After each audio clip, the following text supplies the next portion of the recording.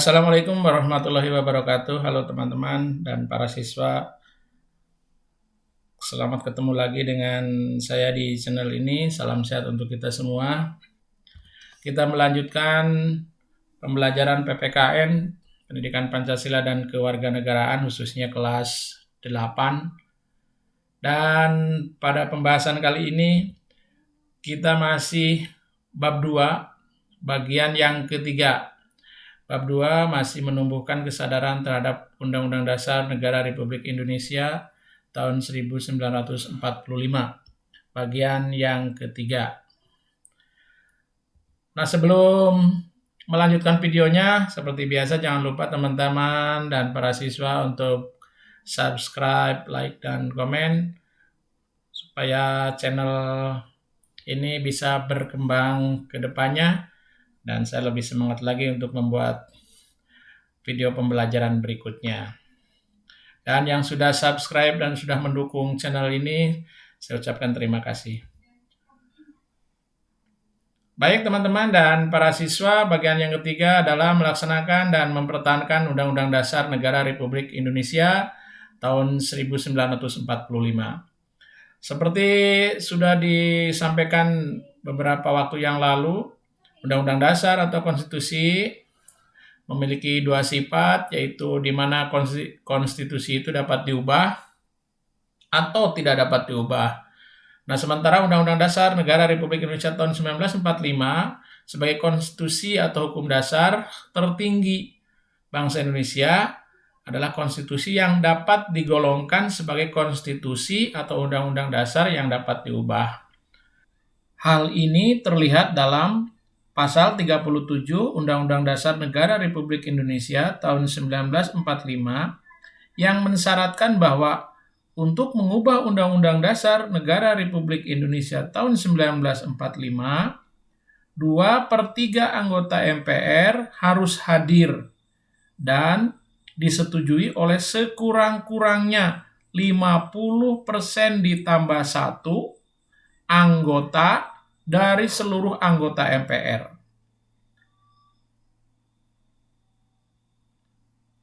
Sejak tahun 1999, MPR telah mengadakan perubahan atau amandemen terhadap Undang-Undang Dasar Negara Republik Indonesia tahun 1945 sebanyak 4 kali.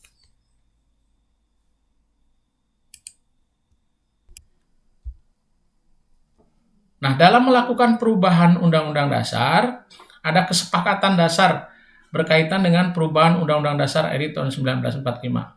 Jadi ada kesepakatan dulu. Nah, kesepakatan dasar itu terdiri atas 5 butir. Ingat ya, kesepakatan terdiri dari 5 butir. Yang pertama, tidak mengubah pembukaan Undang-Undang Dasar Negara Republik Indonesia tahun 1945. Jadi, Undang-Undang Dasar 45 boleh diubah, tapi pembukaannya tidak boleh diubah. Jadi tetap 4 alinea. Yang kedua, tetap mempertahankan Negara Kesatuan Republik Indonesia. Jadi ada istilah NKRI harga mati. Nah, jadi Undang-Undang Dasar 45 boleh diubah, tapi Negara Kesatuan Republik Indonesia tidak boleh diubah. Yang ketiga, mempertegas sistem pemerintahan presidensil. Sistem pemerintahan presidensil akan dijelaskan nanti di pembahasan berikutnya di kelas 7 atau kemarin sudah dijelaskan atau nanti di kelas 9 juga diulangi. Mempertegas sistem pemerintahan presidensil. Kemudian yang keempat, penjelasan Undang-Undang Dasar Negara Republik Indonesia tahun 1945 yang memuat hal-hal normatif akan dimasukkan ke dalam pasal-pasal atau batang tubuh. Kemudian yang kelima, melakukan perubahan dengan cara adendum. Nah, ingat ya, cara adendum. Apa adendum? Yaitu melakukan perubahan atau amandemen dengan cara mempertahankan naskah asli.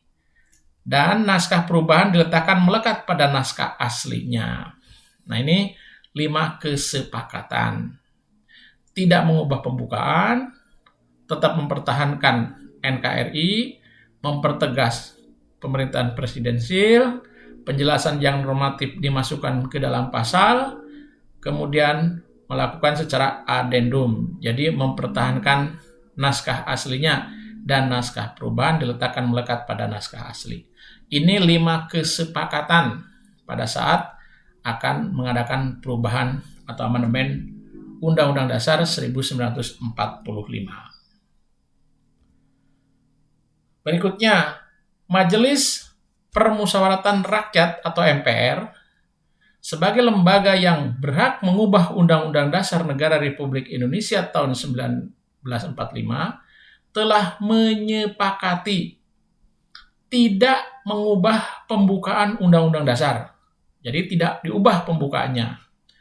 Kemudian kesepakatan MPR tersebut tertuang dalam ketetapan MPR nomor 9 /MPR /1999 bahwa pembukaan Undang-Undang Dasar Negara Republik Indonesia tahun 1945 tidak akan diubah. Ini poin penting, ini diperhatikan, ini poin penting ya. Alasannya bahwa pembukaan Undang-Undang Dasar Negara RI tahun 1945 memuat cita-cita bersama, memuat tujuan-tujuan yang biasa juga disebut sebagai falsafah kenegaraan atau stateside atau cita negara, yang kemudian menjadi kesepakatan pertama bangsa Indonesia dalam membangun wadah negara kesatuan Republik Indonesia. Perhatikan ini poin penting. Jadi MPR sudah sepakat tidak akan mengubah Undang-Undang Dasar, tidak akan mengubah pembukaan Undang-Undang Dasar Negara Republik Indonesia tahun 45. Hal ini dasar hukumnya adalah ketetapan MPR nomor 9/MPR /99.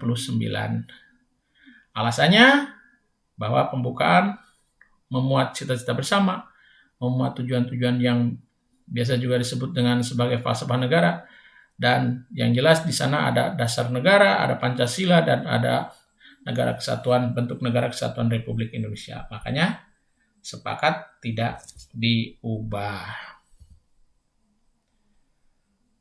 Nah, Pancasila sebagai dasar filosofi terdapat dalam pembukaan Undang-Undang Dasar Negara Republik Indonesia tahun 1945 yang merupakan kesepakatan pertama penyangga konstitusionalisme. Ingat, di sana di dalam pembukaan Undang-Undang Dasar 45 itu ada rumusan Pancasila.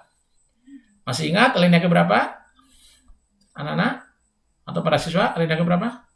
Iya, alinea ke-4. Dengan tidak diubahnya pembukaan Undang-Undang Dasar 1945, tidak merubah pula kedudukan Pancasila sebagai dasar filosofis negara Republik Indonesia. Adapun yang berubah adalah sistem dan lembaga untuk mewujudkan cita-cita berdasarkan nilai-nilai Pancasila. Adapun institusi negara seperti lembaga legislatif itu DPR, maupun lembaga peradilan atau kehakiman, yaitu MA atau Mahkamah Agung, dapat berubah. Akan tetapi, Pancasila sebagai dasar negara tetap menjiwai perubahan bentuk dan fungsi lembaga negara tersebut. Jadi, lembaga negara bisa berubah, misalnya DPR atau MA, tapi Pancasilanya tetap sebagai dasar negara yang menjiwai perubahan bentuk dan fungsi lembaga negara tersebut. Apabila pembukaan Undang-Undang Dasar Negara Republik Indonesia tahun 1945 diubah, dengan sendirinya kesepakatan awal berdirinya negara Indonesia merdeka akan hilang. Dengan hilangnya kesepakatan awal tersebut, sama saja dengan membubarkan NKRI. Nah ini ya, jadi mengapa pembukaan tidak diubah? Karena kalau diubah berarti kesepakatan awal itu berubah dan hilangnya NKRI atau NKRI dibubarkan. Bisa dibayangkan kalau NKRI bubar berarti negara Indonesia sudah tidak ada. Tentunya hal ini harus dihindari oleh seluruh bangsa Indonesia dengan cara tetap menghayati, mendukung, dan mengamalkan pembukaan Undang-Undang Dasar Negara Republik Indonesia tahun 1945 yang di dalamnya terdapat dasar negara Indonesia, yaitu Pancasila. Yang tadi rumusannya terdapat dalam pembukaan alinea keempat. Nah, jadi rumusan Pancasila itu ada di alinea keempat. Nah, kalian sudah paham, sudah hafal, dan sering sudah dibacakan di setiap upacara hari Senin. Pembukaan Undang-Undang Dasar 45.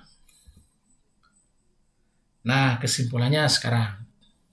Yang pertama, Undang-Undang Dasar atau Konstitusi memiliki dua sifat, yaitu di mana konstitusi itu dapat diubah atau tidak dapat diubah.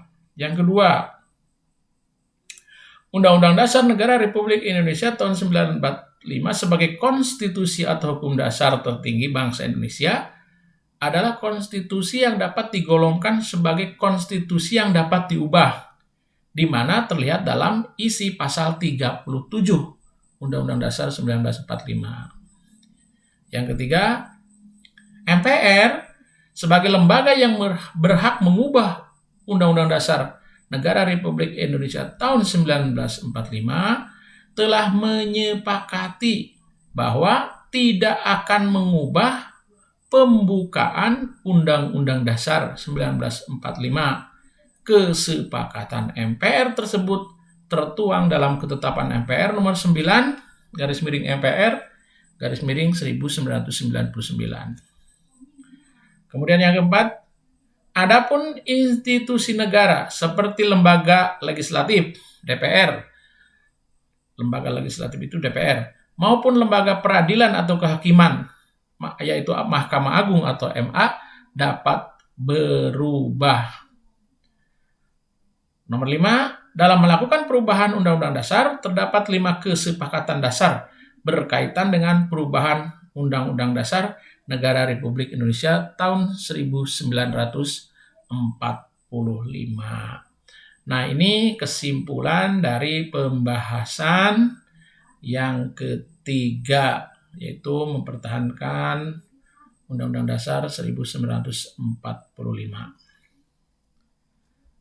Nah, sampai di sini saja teman-teman dan para siswa, pembahasan kali ini mudah-mudahan bermanfaat dan bisa membantu para siswa dalam pembelajaran PPKN khususnya kelas 8. Sekian, terima kasih atas perhatiannya. Wassalamualaikum warahmatullahi wabarakatuh.